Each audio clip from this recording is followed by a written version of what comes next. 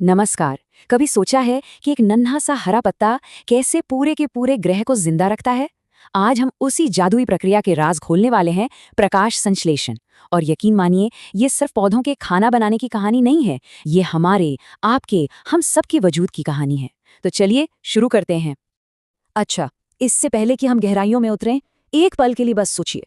जो भी हम खाते पीते हैं, जिससे हमें ताकत मिलती है, वो ऊर्जा असल में आती कहाँ से है? या वो चिड़िया जो बाहर चहचहा रही है, उसे उड़ने की ताकत कहाँ से मिलती है? जवाब शायद सूरज होगा, और ये सही भी है। लेकिन सवाल ये है कि सूरज की वो ऊर्जा हम तक पहुंचती कैसे है? असली कहानी तो यहीं से शुरू होती है। उस बड़े सवाल का जवाब ना हमारे चारों तरफ बिखरा हुआ है। हर पेड़ के हर एक पत्ते में, घास के हर एक तिनके में, एक बहुत ही छोटे माइक्रोस्कोपिक लेवल पर एक ऐसा कारखाना लगातार चल रहा है जो सूरज की रोशनी को जिंदगी में बदल रहा है। यही तो है पृथ्वी की असली जीवन शक्ति। तो आखिर ये जादुई प्रक्रिया है क्या? इसका नाम है प्रकाश संश्लेषण या फोटोसिंथेसिस। इसको ना प्रकृति का सबसे शानदार किचन समझिए। इस किचन में पौधे 3 चीजें लेते हैं: सूरज की रोशनी, हवा से कार्बन डाइऑक्साइड और जमीन से पानी। और इन तीनों को मिलाकर वो अपना खाना बनाते हैं, जिसे विज्ञान की भाषा में ग्लूकोज कहते हैं। और इस पूरी कुकिंग का एक कमाल का साइड प्रोडक्ट निकलता है, वो ऑक्सीजन, जिसमें हम हर पल सांस लेते हैं। अगर इसे विज्ञान की नज़र से देखें तो ये है जिंदगी की रेसिपी। ये समीकरण शायद थोड़ा मुश्किल लगे, पर है बहुत सीधा सा। बाईं तरफ है सामग्री, हवा से कार्बन डाइऑक्साइड के 6 मॉलिक्यूल और पानी के 6 मॉलिक्यूल। और जब इनमें प्रकाश ऊर्जा की चिंगारी लगती है तो ये दाईं तरफ की चीजों में बदल जाते हैं। मतलब पौधे के लिए एनर्जी यानी ग्लूकोज का 1 मॉलिक्यूल, और हमारे लिए जिंदगी यानी ऑक्सीजन के 6 मॉलिक्यूल। तो भाई, इस जीवन देने वाली रेसिपी को बनाने के लिए आखिर किन किन चीजों की जरूरत पड़ती है? चलिए जरा इसके मुख्य किरदारों यानी मेन कंपोनेंट्स पर एक नजर डालते हैं। इस पूरे खेल के 4 मेन खिलाड़ी हैं। पहला, सूरज की रोशनी, जो कि एनर्जी का अल्टीमेट सोर्स है। दूसरा है क्लोरोफिल, पत्तियों में मौजूद वो हरा पदार्थ जो एक सोलर पैनल की तरह धूप को पकड़ता है।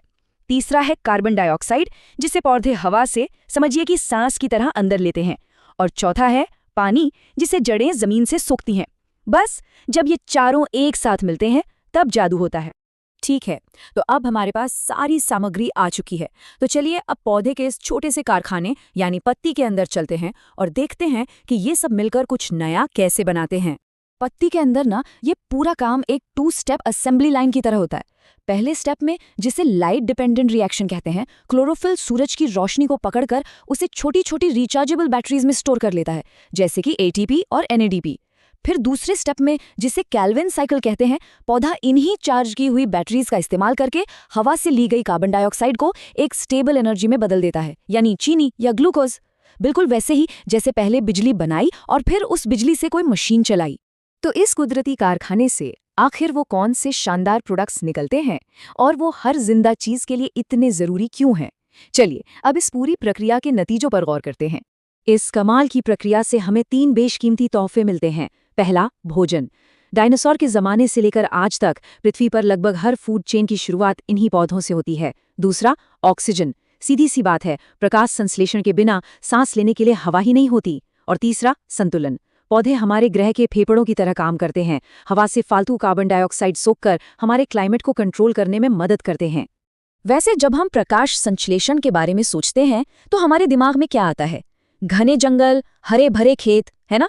लेकिन कहानी का एक बहुत बहुत बड़ा हिस्सा हमारी नजरों से छिपा हुआ है, समुद्र की गहराइयों में।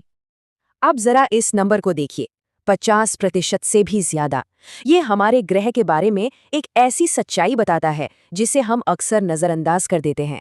जी हाँ, ये बिल्कुल सच है। हम जो सांस लेते हैं उसमें मौजूद आधी से ज्यादा ऑक्सीजन अमेज़न के जंगलों से नहीं, बल्कि हमारे महासागरों में तैरने वाले छोटे छोटे जीवों यानी एल्गी और साइनोबैक्टीरिया से आती है। ये इस कहानी के वो गुमनाम हीरो हैं जो चुपचाप इस धरती पर जिंदगी को मुमकिन बना रहे हैं।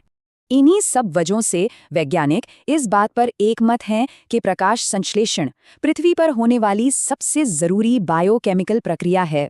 ये सिर्फ एक केमिकल रिएक्शन नहीं है, ये वो इंजन है जो हमारे पूरे ग्रह को चलाता है, हमें खाना, हवा और एक संतुलित माहौल देता है। तो अगली बार जब कोई पेड़ देखें या समंदर के किनारे खड़े होकर एक गहरी सांस लें, तो उस अदृश्य ताकत को जरूर याद करिएगा जो हर पल काम कर रही है।